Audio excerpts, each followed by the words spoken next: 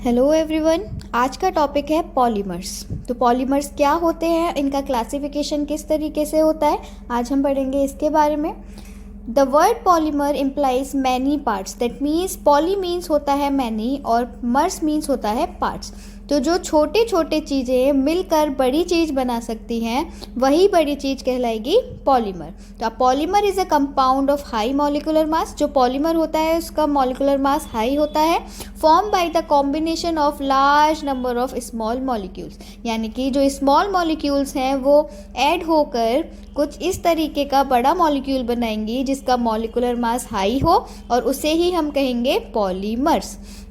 The small molecule which constitute the repeating units in a polymer are called monomer units। जो हमारी small molecules हैं जो मिलकर polymer बनाती हैं उन्हें क्या कहते हैं, मोनोमर्स कहते हैं। तो आगे हम पढ़ेंगे कि डिफरेंट पॉलीमर्स के क्या क्या मोनोमर्स होते हैं, यानी कि हम उन पॉलीमर को किस पर्टिकुलर मोनोमर से बना सकते हैं।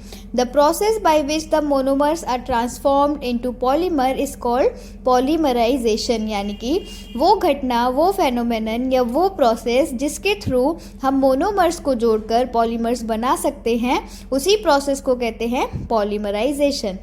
फॉर इंस्टेंस, यानी कि फॉर एग्जाम्पल, जैसे पॉलीइथाइलिन है, ये एक पॉलीमर है, इसके नाम में ही पॉली जुड़ा हुआ है, ठीक है। तो इसे हम कैसे बना सकते हैं, इथाइलिन के पॉलीमराइजेशन से। तो हम ये कह सकते हैं कि पॉलीइथाइलिन का जो मोनोमर है वो क्या है, इथाइलिन है। The ethylene molecules are referred to as monomer units. तो इथाइलिन के कई नंबर, यहाँ पे n किस लिए लिखा है हमने कि कोई फिक्स नंबर नहीं है, बहुत सारे नंबर हैं, यानी कि बहुत सारे मॉलिक्यूल्स हमें इथाइलिन के लेने पड़ेंगे तब जाके हमारा पॉलीथीन बनेगा। इथाइलिन को हम और क्या कहते हैं, हम इसे इथीन भी कह सकते हैं, ठीक है। उसके बाद as polymers are single giant molecules, giant means होता है big, that is big size molecule, they are also called macro molecules। polymers को हम macro molecules की कैटेगरी में रखते हैं। polymers may be formed from one kind or more than one kind of monomer unit। ये एक important point है। important point क्यों है, क्योंकि ये हमें ये बता रहा है कि अगर मान लो कोई पॉलीमर है, वो ज़रूरी नहीं है केवल एक ही मोनोमर से बना हो, वो दो डिफरेंट टाइप के मोनोमर से भी बना हो सकता है। उसके बाद if polymer is formed from one kind of monomer, उसे कहते हैं homopolymer.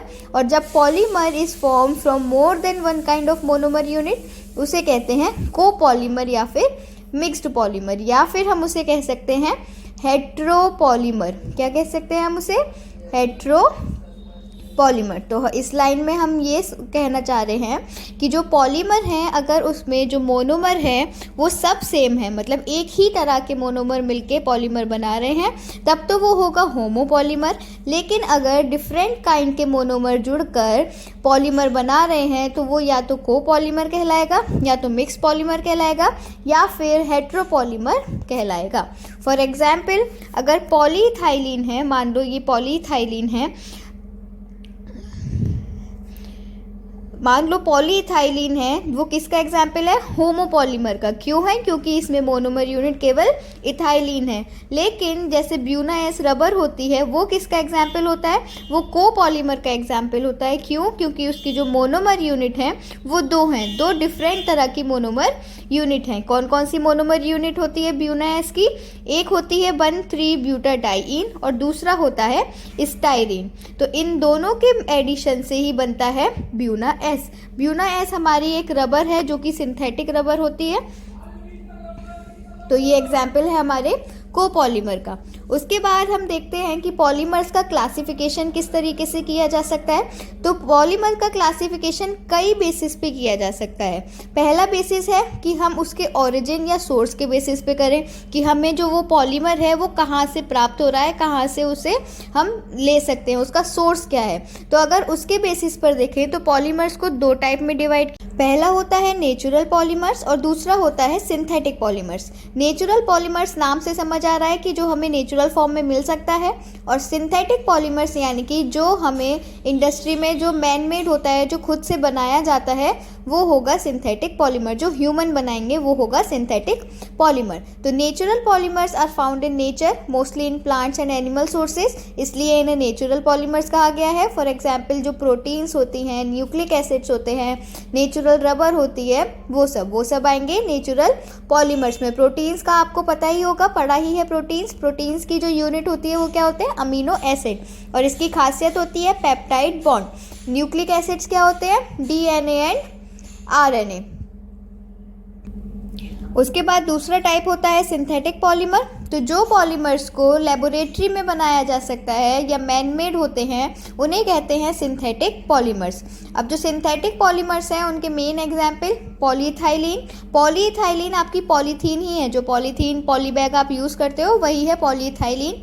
Polystyrene, synthetic rubber, nylon, PVC, Bakelite, Teflon, Orlon etcetera.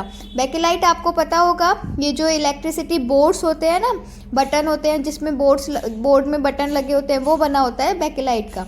और ये पीवीसी भी आपने पढ़ा होगा, पॉलीविनाइल क्लोराइड, वायरिंग में काम आता है, वायर बनाने के। उसके बाद दूसरा क्लासिफिकेशन है स्ट्रक्चर के बेसिस पर। पहला क्लासिफिकेशन हमने पढ़ा कि ओरिजिन के बेसिस पे, कि उसका सोर्स क्या है, ओरिजिन क्या है। और दूसरा क्लासिफिकेशन है स्ट्रक्चर के बेसिस पे, यानी कि उसका स्ट्रक्चर किस तरीके का है। तो स्ट्रक्चर के बेसिस पे जो पॉलीमर्स होते हैं वो दो तरीके के होते हैं। एक होता है लीनियर पॉलीमर, एक होता है ब्रांच चेन पॉलीमर, और एक होता है क्रॉस लिंक्ड पॉलीमर। जो आपके मेन है दो वो यही हैं, लीनियर और ब्रांच चेन। और ये जो थर्ड वाला है ये भी एक तरीके का पॉलीमर है स्ट्रक्चर के बेसिस पे। तो लीनियर पॉलीमर्स में देखते हैं, these are polymers in which monomeric units are linked together to form long straight chains. Linear का मतलब होता है सीधे। तो जब मोनोमर्स बस एक सिंगल स्ट्रेट चेन में जुड़े हुए होंगे तब वो कहलाएंगे पॉलीमेरिक, तब वो कहलाएंगे लीनियर पॉलीमर्स। फॉर एग्जाम्पल अगर हम देखना चाहें तो जैसे इथाइलिन हमने पीछे पढ़ा था, वो एक लीनियर पॉलीमर है। उसके बाद आता है ब्रांच चेन पॉलीमर। इस टाइप के पॉलीमर में जो मोनोमेरिक यूनिट्स होती हैं वो एक दूसरे से मेन चेन से तो जुड़ी होती हैं, लेकिन साथ में साइड चेन भी होती हैं। देखो, in this type of polymer the monomeric units are linked to constitute long chains. There are side chains of different lengths which constitute branches, यानी कि ऐसे पॉलीमर्स में ब्रांचेस भी निकली होती हैं जिससे अलग अलग ग्रुप जुड़े हुए होते हैं। Branch chain polymers are irregularly packed and thus they have low density.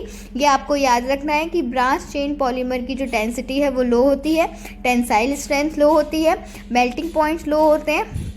किसके कंपैरिजन में? लीनियर पॉलीमर के कंपैरिजन में। अब ब्रांच चेन पॉलीमर का एग्जाम्पल देखें तो हो गया अमाइलोपेक्टिन एंड ग्लाइकोजन। उसके बाद तीसरी तरीके का आता है cross linked polymer. In this type of polymers the monomeric units are linked together to constitute a 3 dimensional network. ये इसकी खासियत है, ये आपको याद रखनी है, 3 dimensional network. Cross link polymers की खासियत क्या होती है कि इसमें जो मोनोमर्स हैं वो किस तरीके से एक दूसरे से जुड़े होते हैं कि एक 3D स्ट्रक्चर बन जाए। The links are involved are called cross links. Cross link polymers are hard, rigid and brittle because of their network structure. Example bakelite, melamine formaldehyde resin, etc. उसके बाद क्लासिफिकेशन हो सकता है सिंथेसिस के basis पर। Synthesis मतलब कि हम किस तरीके से पॉलीमर्स को बना रहे हैं, वो कहलाएगी उसकी सिंथेसिस। तो पहला हमने पढ़ा सोर्स के बेसिस पर, दूसरा हमने पढ़ा उसके स्ट्रक्चर के बेसिस पर, और अब तीसरा हम पढ़ रहे हैं सिंथेसिस के बेसिस पर, यानी कि हम किस तरीके से बना सकते हैं। तो इसके बेसिस पे, सिंथेसिस के बेसिस पे 2 तरह के पॉलीमर्स होते हैं। एक होता है एडिशन पॉलीमर और दूसरा होता है कंडेंसेशन पॉलीमर। सबसे पहले देखते हैं एडिशन पॉलीमर। हमें इसके नाम से समझ में आ रहा है कि जो मोनोमर्स होंगे वो सिंपली ऐड हो जाएंगे, बाकी और कुछ नहीं होगा। तो सिंपली ऐड होकर पॉलीमर्स बना देंगे मोनोमर्स, तब वो कहलाएंगे एडिशन पॉलीमर्स, और जो प्रोसेस होगी वो कहलाएगी एडिशन पॉलीमराइजेशन। अब एडिशन पॉलीमर्स में देखते हैं, when the monomer units are repeatedly added to form long chains without the elimination of any byproduct molecule, the product formed is called addition polymer and the process involved is called addition polymerization. Simple वही बात बोली है कि जब monomer unit repeatedly एक दूसरे से जुड़कर चेन की फॉर्म में लॉन्ग चेन्स बनाती जाएंगी without the elimination of any by product, यानी कि उस एडिशन में कुछ भी बाई प्रोडक्ट नहीं निकल रहा है, केवल सिंपली वो ऐड हो रही है, तब उसे कहेंगे एडिशन पॉलीमर्स। और जो प्रोसेस है उसे कहा जाएगा एडिशन पॉलीमराइजेशन। ऐसे ही जो मोनोमर यूनिट्स होती हैं अनसैचुरेटेड कंपाउंड्स की, अनसैचुरेशन का मतलब होता है डबल बॉन्ड और ट्रिपल बॉन्ड, ओके, और सैचुरेटेड का मतलब होता है हाइड्रोकार्बन्स, यानी कि केवल कार्बन और कार्बन के बीच सिंगल बॉन्ड। तो जो अनसैचुरेटेड कंपाउंड्स होते हैं उनकी जो मोनोमर्स यूनिट होती हैं वो एल्कीन्स ही तो होती हैं, क्योंकि एल्कीन्स में डबल बॉन्ड है कार्बन कार्बन के बीच। तो जो मॉलिकुलर फार्मूला होता है and hence the molecular mass होता है एडिशन पॉलीमर का is an integral multiple of that monomer unit. हम ऐसे कह सकते हैं, एग्जाम्पल के तौर पे अगर हम समझें कि जैसे समझो इथीन को जोड़कर हमने पॉलीथीन बनाया, ठीक है, यहाँ लिख रहा है इथाइलिन को जोड़ के हमने पॉलीइथाइलिन बनाया। तो अगर हमें इथीन का एक मॉलिक्यूल का मास पता है तो जितने मॉलिक्यूल हमने जोड़े उनसे मल्टीप्लाई करके हम पॉलीथीन का मास निकाल सकते हैं। इसी तरीके से प्रोपाइलिन, प्रोपाइलिन मतलब प्रोपीन, तो प्रोपीन से हमारा कौन सा पॉलीमर बनेगा, पॉलीप्रोपाइलिन। तो अगर हमें प्रोपाइलिन का मास पता है तो पॉलीप्रोपाइलिन का मास इजीली निकाला जा सकता है। इसी तरीके से है एक्राइलोनाइट्राइल। एक्राइलोनाइट्राइल का formula CH2 double bond CH ये जो CN जुड़ा हुआ है इसके नाम पे आया है ये नाइट्राइल। तो एक्राइलोनाइट्राइल से बनेगा पॉली एक्राइलोनाइट्राइल, और उसका जो नाम होता है जिस नाम से वो फेमस है वो है ऑरलॉन, ORLON, ऑरलॉन। और सिमिलरली जो विनाइल क्लोराइड है उससे बनेगा पॉलीविनाइल क्लोराइड। तो विनाइल क्लोराइड क्या हुआ कि जब कार्बन और कार्बन के बीच डबल बॉन्ड होता है और उसी कार्बन से कोई फंक्शनल ग्रुप या कोई और ग्रुप जुड़ा हुआ हो तो वो पोजीशन कहलाती है विनाइल, और जो जुड़ा हुआ है उसका नाम हम लिख देते हैं सिंपली। तो ये हो गया विनाइल क्लोराइड। उसके बाद इसका जो दूसरा टाइप है वो है कंडेंसेशन पॉलीमर्स। कंडेंसेशन पॉलीमर्स क्या होते हैं, जब जो मोनोमर्स हैं वो जुड़कर पॉलीमर बना रहे हैं लेकिन साथ में बाई प्रोडक्ट भी निकल रहा है, यानी कि कुछ छोटे छोटे मॉलिक्यूल्स, सिंपल मॉलिक्यूल्स इस प्रोसेस में निकलते हैं। तो इन this type of polymers the monomers react together with the elimination of a simple molecule like H2O, ROH और अमोनिया। ये हो गया अल्कोहल, ये हो गया अमोनिया और ये है वाटर। तो the reaction is called condensation polymerisation and the product formed is called condensation polymer. Similar है एडिशन की तरह इसकी लैंग्वेज भी, बस हमें याद क्या रखना है कि एडिशन में केवल मोनोमर्स ऐड हो रहे थे और कुछ बाई प्रोडक्ट नहीं निकल रहा था, लेकिन कंडेंसेशन में बाई प्रोडक्ट भी निकलता है, जैसे कि H2O है, ROH है, NH3 है। As a process involves the elimination of byproduct molecules, the molecular mass of polymer is not the integral multiple of the monomer unit. For example, एक इम्पॉर्टेंट एग्जाम्पल है इसका नाइलॉन 66। तो nylon 66 एक condensation polymer होता है और इसका monomer क्या होता है, hexamethylene diamine and adipic acid, यानी कि एक हेट्रोपॉलीमर भी है, दो तरीके के मोनोमर जुड़कर इसे बना रहे हैं नाइलॉन 66 को। तो ये एक हेट्रोपॉलीमर भी है या फिर कह सकते हैं कोपॉलीमर भी है। और किस तरीके का पॉलीमराइजेशन होता है, कंडेंसेशन टाइप का। तो ये है हेक्सामिथाइलिन डायमीन, ये है एडिपिक एसिड और इससे हमारा बना नाइलॉन 66। ये एक इम्पॉर्टेंट पॉलीमर है, आपको कई तरीके के पॉलीमर्स के मोनोमर्स याद होने चाहिए। That's all for today, thank you.